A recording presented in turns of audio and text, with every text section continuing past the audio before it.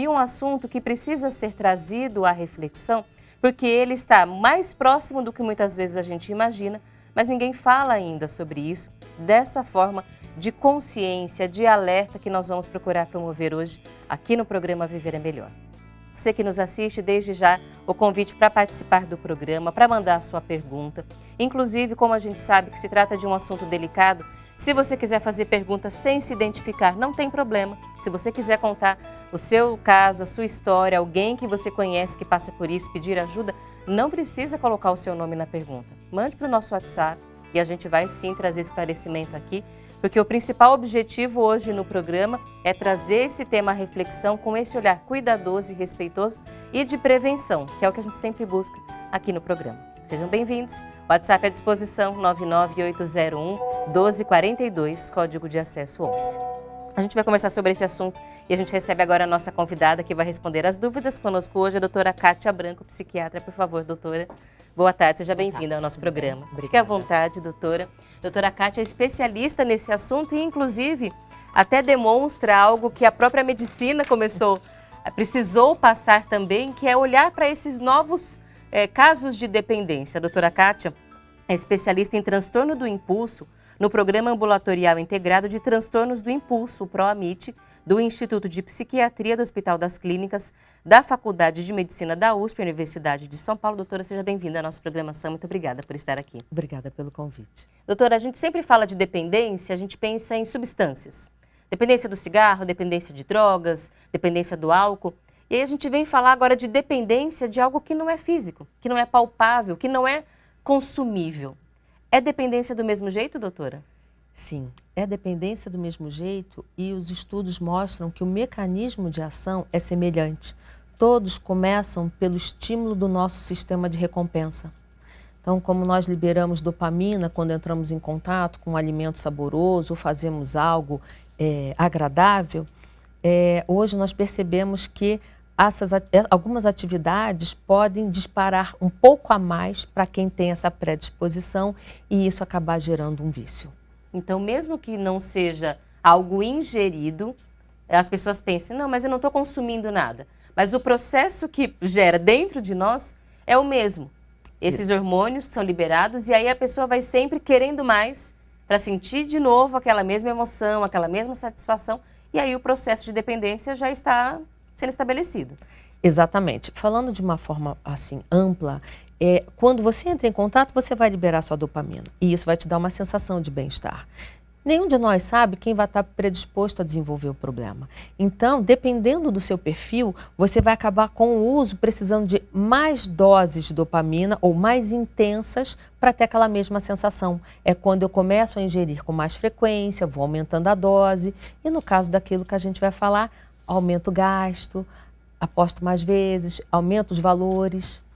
Uma pessoa que tem uma tendência à dependência, esse risco é para qualquer tipo de dependência. Não é só... eu tenho, por exemplo, uma família que tem um histórico de dependente do álcool. Se for também uma carga genética, é só para o álcool ou é para qualquer tipo de dependência? Esse é o ponto. Isso já é uma porta aberta para outras dependências. Então, o fato de ter hoje nos faz pensar, e isso continua sempre durante os nossos estudos, num perigo e num cuidado que nós devemos ter. Porque é um fator de risco para qualquer pessoa. Para qualquer pessoa. E às vezes a gente não sabe que tem esse fator. E também é comportamental, não é, doutora? Porque a gente sempre escuta dos especialistas que você nunca atribui algo a um fator apenas. É sempre multifatorial. Quais são os outros fatores da nossa sociedade, do nosso ambiente, que favorecem, infelizmente, colocam em risco, na verdade, a expressão mais correta, colocam em risco para a dependência do jogo? Nesse caso, por exemplo, os fatores comportamentais são muito importantes. Hoje, nós temos o acesso dos jovens. Os jovens hoje estão muito suscetíveis, então são os amigos que falam, é a possibilidade de ganhar dinheiro fácil, muitos acreditam ser uma possibilidade de investimento. Para alguns é uma forma de aceitação, porque se o grupo está fazendo, por que não fazer? Então imagine, por exemplo, uma criança, um jovem, vendo um time que ele gosta sendo, por exemplo, patrocinado por uma bet.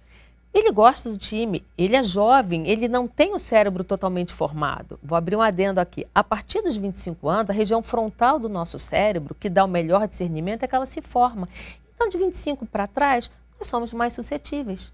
Não temos a capacidade ainda de refletir sobre risco, consequência. Exatamente. Agora, imagina a criança, o adolescente jovem vendo na empolgação, vamos falar do que está na moda, um time que ele gosta muito sendo patrocinado. Isso é um reforço para ele, como assim, isso deve ser bom. Isso é legal. Isso é legal. E isso é mais um fator, como você citou, comportamental para colocar em risco esse nosso jovem, a sociedade. E aí a gente, trazendo um pouco para contextualização da nossa audiência, a gente está falando aqui desses jogos que estão acessíveis hoje de forma online, especialmente, porque antes a gente falava de dependência do jogo e se pensava naquelas coisas que, inclusive, continuam sendo fora da lei, que são ilegais, e há muitos tipos de jogos. Mas hoje há formas oficiais e acessíveis de aposta, de jogo, de recompensa, e que estão disponíveis no celular das pessoas. E isso mudou tudo. Eu acho que essa facilidade do acesso mudou o perfil das pessoas que são dependentes desse tipo de coisa, de substância. Mudou sim, mudou muito. Por exemplo, a gente começou falando de jogos online. Os jogos online foram legalizados a partir de 2019. Então, com isso, aumentou muito a facilidade. É como no passado, quando o bingo começou, que não era proibido, e a quantidade de pessoas que foram se viciando foi aumentando muito. Com a proibição, você vê que isso diminui um pouco. Então, isso é meio cíclico mesmo. Toda vez que você tem um acesso, um estímulo maior, a chance de você desenvolver, de você ter mais adoecimento desse quadro é muito maior, porque aumenta. Então, com a legalização a partir de 2019, nós tivemos um problema muito grande, porque é o acesso na palma da mão.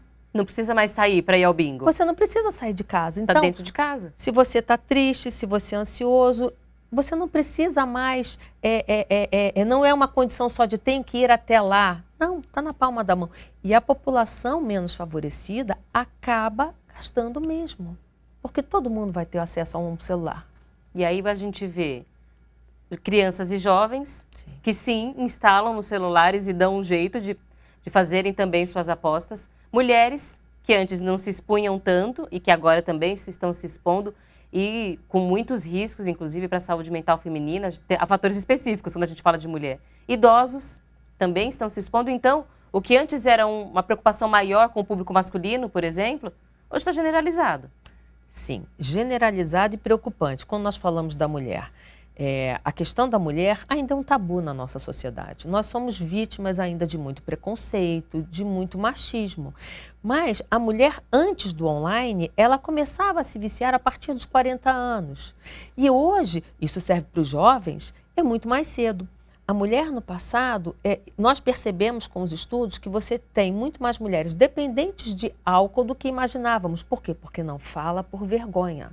Com o jogo não está diferente. Imagina então uma mulher que, como muitas de nós sabemos, ou que são separadas, que têm que carregar a família, ou que têm problemas familiares graves, elas muitas vezes na angústia, seja para desestressar, seja para conseguir algum dinheiro extra, como nós comentamos anteriormente, ela vai usar esse acesso. E com o aumento da divulgação, infelizmente, elas vão ter acesso.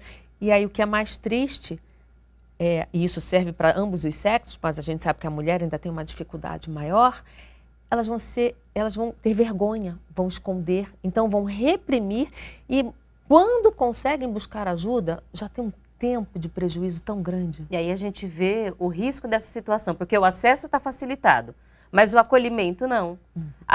O espaço seguro para pedir ajuda, para contar que está passando por dificuldade, não melhorou. A gente continua com essa dificuldade. E agora os profissionais têm se esforçado para entender, eu até falava sobre isso. A gente tem hoje estudos para lidar com, porque o comportamento mudou e a gente tem que entender também como lidar com essas novas realidades, inclusive de adoecimento, né, doutora? Isso preocupa porque a saúde, ela ainda é muito esquecida. Então, nós não temos profissionais capacitados na quantidade necessária para dar suporte a todo esse público. O nosso ambulatório do HC, ele está sofrendo uma demanda absurda e nós já estamos chegando num ponto em que a capacidade de absorção fica mais difícil, porque a demanda aumentou muito. Quando a gente fala de dependência de jogo, porque muitas pessoas que estão assistindo a gente estão falando assim, mas eu tenho alguma coisa instalada no meu celular, eu tenho algum tipo de joguinho. Quais são os comportamentos que demonstram que a relação passou do lazer e distração e já está trazendo algum tipo de impacto? Tá. Nós temos o jogador social e o jogador que adoece, o patológico. Então, nós temos que, existe uma estimativa de que 1,3% da população aposta, mas sem prejuízos, aposta esporadicamente. Existe mais 1% em que realmente está adoecido. Então, o que nós precisamos pensar?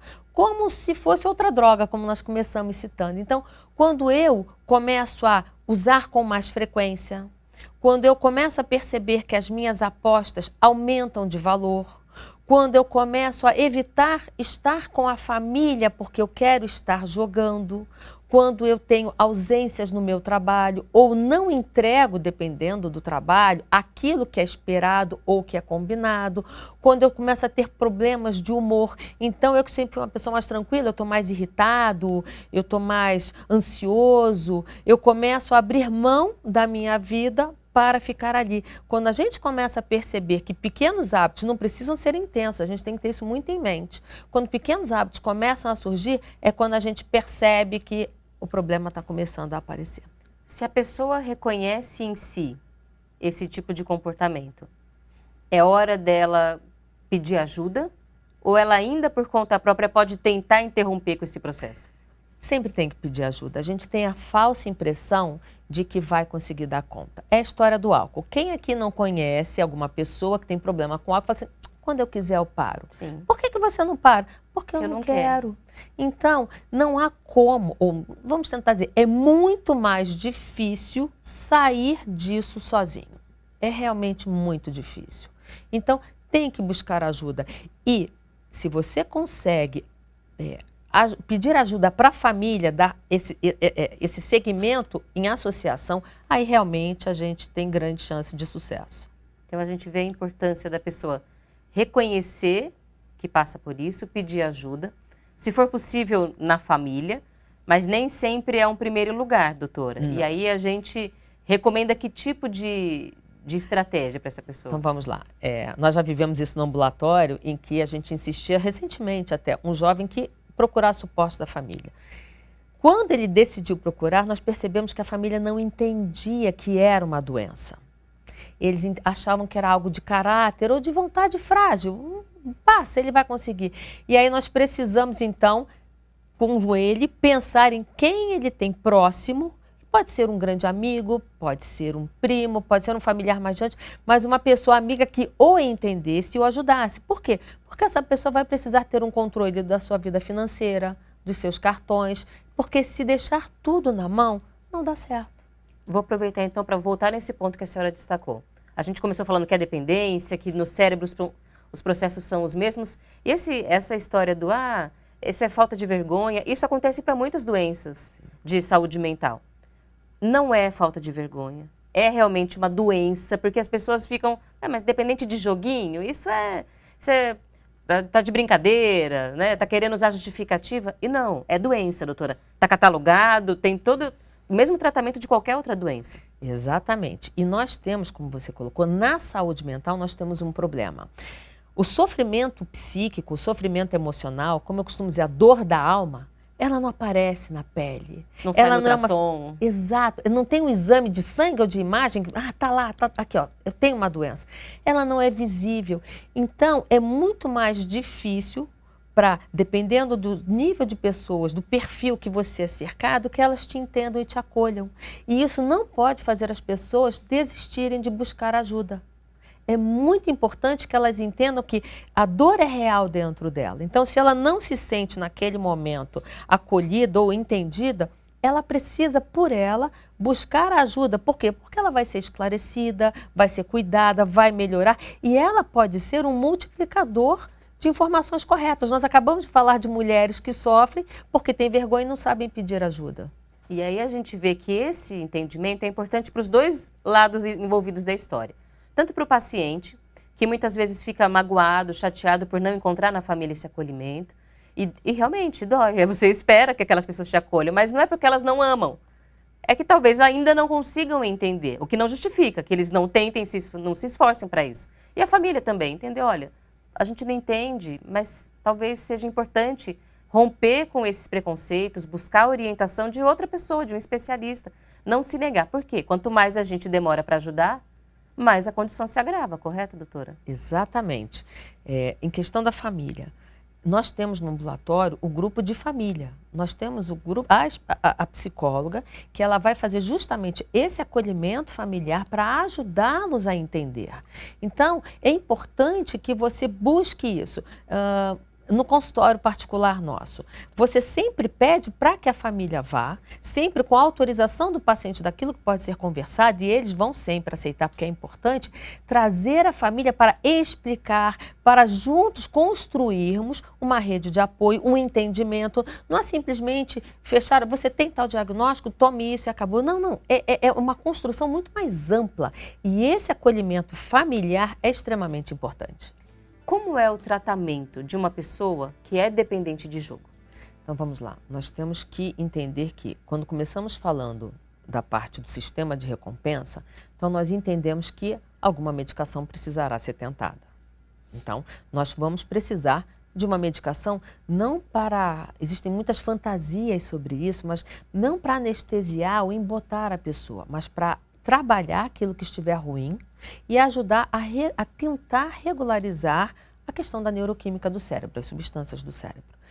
E num outro momento, nós temos as distorções do jogo. Então, o que acontece? A pessoa acha que mesmo perdendo, ela uma hora vai ganhar.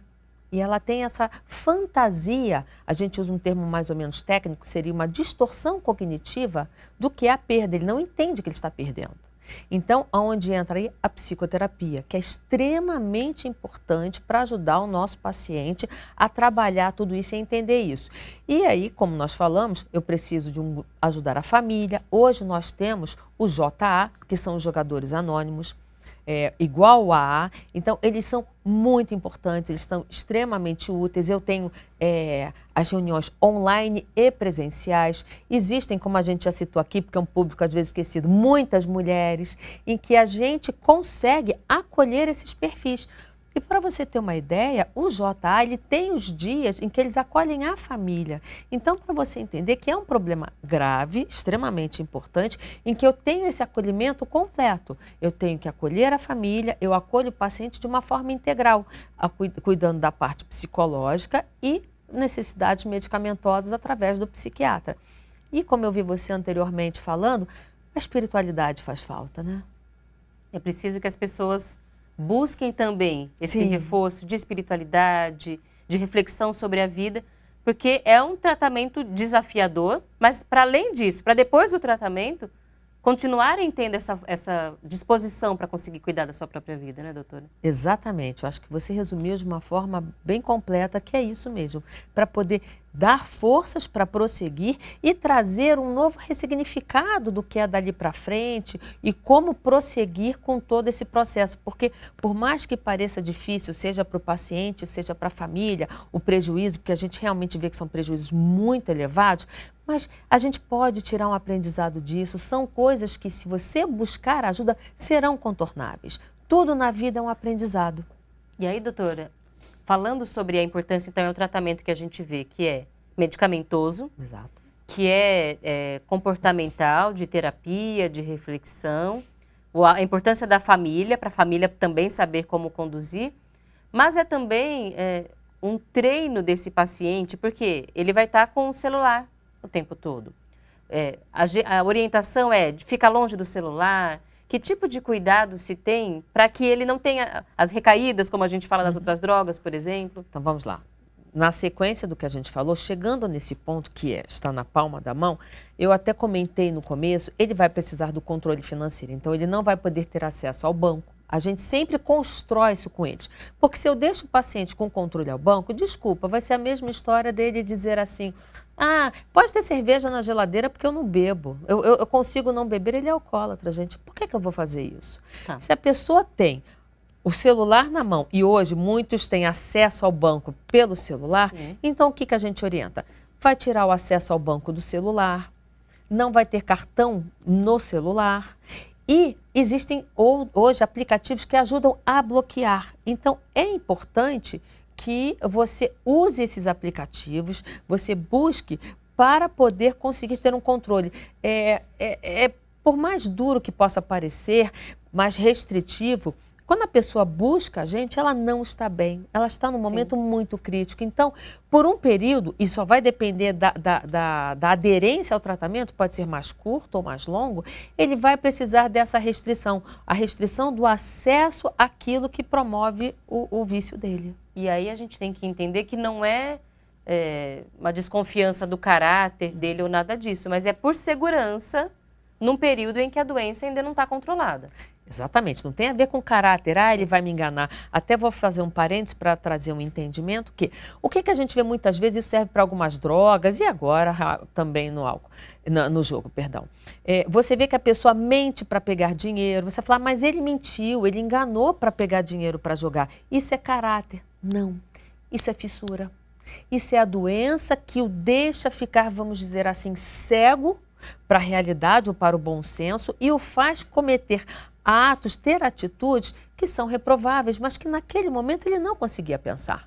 Então, por isso que essas medidas têm que ser tomadas em comum acordo e não fazer escondido. Escondi o celular dele, está tudo certo. Não, não é isso. Porque a gente não está julgando o caráter dele, nós estamos explicando que é uma doença, é um adoecimento, ele precisa de ajuda. E uma das ajudas é, eu preciso tirar a pele, se sentir mais fortalecido, a terapia, a medicação atingirem a sua função, controlar o acesso dele. Quando a gente fala desse tipo de dependência, a gente está falando de problema financeiro também. Em muitas histórias que a gente já leu sobre o assunto, a senhora deve ver isso com frequência, o rombo financeiro pode ser devastador. E muitas vezes a gente entende que problema financeiro é fator de risco para suicídio, por exemplo. É muito importante que essas pessoas passem por algum tipo também de orientação ou de cuidado com relação às finanças para que elas saibam lidar melhor com isso? Lá no ambulatório, sim, respondendo sim. E no nosso ambulatório, nós temos um consultor de finanças que ajuda. Porque como funciona lá, para vocês poderem entender? Nós temos os estágios que vai passar pela entrevista, a entrevista motivacional, o grupo de terapia, o acompanhamento psiquiátrico, grupos de família, e nós temos o consultor financeiro que durante o processo da terapia ele entra para ajudar essa pessoa a se organizar. Porque em função dessa atitude, dessa ação dela, ela não consegue, ela tem uma dificuldade de planejamento e de organização grande. Então o consultor vai ajudá-lo a olhar de uma forma mais tranquila e trazer um entendimento de como se organizar para resolver. Para solucionar. Para equacionar essa situação. Porque tudo isso pesa. A gente está falando muitas vezes do dinheiro da família, de pessoas que perderam não apenas o próprio dinheiro, mas economias que são coletivas, e tudo isso gera muita preocupação, muita angústia. Então, ter alguém que ajude a encontrar caminho também vai ajudar a trazer essa perspectiva de que vai ter fim esse sofrimento. Isso é muito importante. Nós vemos pessoas que perdem apartamentos, carros, casas. É um prejuízo muito elevado, sim. A gente tem aqui uma pergunta da audiência, doutora, e que é bem importante porque traz uma reflexão para a sociedade, de um telespectador que está na nossa audiência aqui de São Paulo. A pergunta dele, a medicina e a psiquiatria entendem que as propagandas das bets e dos vários jogos que existem tanto nas TVs, no rádio e nas redes sociais deveriam ser proibidas? Porque é muito comum e parece que não dá para combater, mesmo com tantas reportagens alertando sobre isso. Então nós temos um problema. A questão das bets, o jogo ele ainda não está regulamentado. Então, falta um controle, uma regularização sobre como seriam essas propagandas, o que seria permitido. E sim, nós acreditamos que se você não criar pelo menos uma regulamentação, fica muito perigoso. Eu comentei mais cedo exatamente isso. Quanto mais acesso eu tenho, mais adoecidos, vamos dizer assim, aparecem, mais pessoas que desenvolvem o vício. Por quê? Porque ele começa a ter muito estímulo. Se nós estamos falando desses canais, como nós usamos hoje de exemplo de apostas, as bets, a qualquer hora do dia ela aparece. Então a criança vai ver.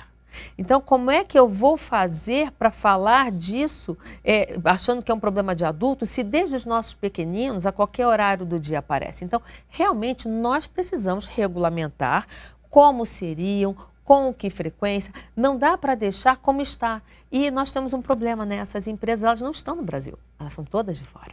Então, fica mais complexo ainda. Exato. A gente está falando aqui, talvez para quem não conheça, são jogos de apostas envolvendo o esporte. O que no nosso país ainda tem um peso muito grande, porque é um país que tem um grande envolvimento esportivo, não só com futebol, mas com muitas modalidades. Basta ver as Olimpíadas, a grande mobilização.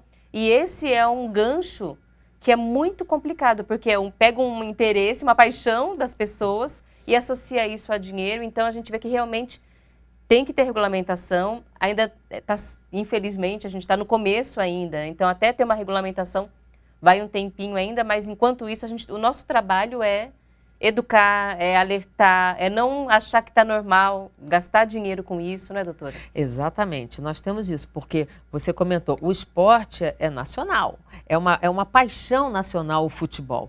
Então, todos vemos, nós vamos ver hoje que hoje não é mais uma coisa só dos homens, as mulheres, as crianças, não. O estímulo, a oferta pelo aposta fica muito elevada e muito fácil. Então, se a gente não toma cuidado, dissemina muito grande. E a chance de ganhar dinheiro, né, de diversão. Então, tem todos esses vieses aí que atrapalham. Tomar cuidado, muitas vezes, cria-se grupos familiares de competição, e aí as crianças veem, se meu pai joga, se meus tios, irmãos mais velhos estão jogando, então tá tudo bem. Então, a gente tomar muito cuidado, porque pode parecer muito inofensivo, mas é um grande risco. E tem muitas outras formas de lazer, há muitas outras formas da gente se divertir do que abrindo risco, não é, doutora, para que a gente adoeça. E para concluir essa reflexão, a nossa sociedade muitas vezes tenta aliviar o estresse, lidar com as dores, com as angústias, com a ansiedade. A gente fala de uma sociedade muito ansiosa, com válvulas de escape que adoecem. Então, o nosso esforço preventivo precisa ser esse, criar caminhos que não nos adoeçam, não é, doutora? E a gente fala muito isso. Infelizmente, a tecnologia, ela tem o seu lado bom e o seu lado ruim. O acesso a qualquer tipo de diversão, e vamos sair agora um pouco das apostas, a qualquer tipo de diversão na palma da mão, ela também se torna um perigo. Porque as nossas crianças param de brincar na rua se não tivermos um cuidado, se não colocarmos um tempo, um controle parental para o tempo que ele fica na tela. Os nossos adolescentes param de interagir entre eles. Para que eles vão conviver olho no olho se eu consigo falar com o mundo inteiro? Então, aquelas pessoas mais tímidas ou mais deprimidas. Então, realmente, a gente tem que olhar a tecnologia não endemonizando, mas como algo que precisa ser olhado com cuidado e utilizado com sabedoria. E essa é a nossa luta, que a gente precisa encarar em todas as faixas etárias, para todos os assuntos. A tecnologia é uma realidade, mas a gente precisa aprender a se relacionar com ela e, inclusive, manter o controle. Quem é que está no controle? E a gente agradece a nossa convidada por trazer essas reflexões. Doutora, muito obrigada. Seja sempre bem-vinda ao Viver é Melhor. Obrigada pelo convite. Nós agradecemos a doutora Kátia Branco, psiquiatra, especialista em transtorno do impulso no programa ambulatorial integrado dos transtornos do impulso, PROAMIT, do Instituto de Psiquiatria do Hospital das Clínicas, da Faculdade de Medicina da USP. Inclusive, se você digitar na internet PROAMIT, você vai encontrar o site e lá tem acesso, inclusive, aos grupos de apoio para ter informações sobre esse assunto. Tem que sempre fazer pesquisa na internet, a gente está falando de tecnologia, em lugares de segurança. Então, lá você encontra informações seguras sobre esse assunto, inclusive caminhos para pedir ajuda, se você que está nos assistindo passa por algum desses desafios.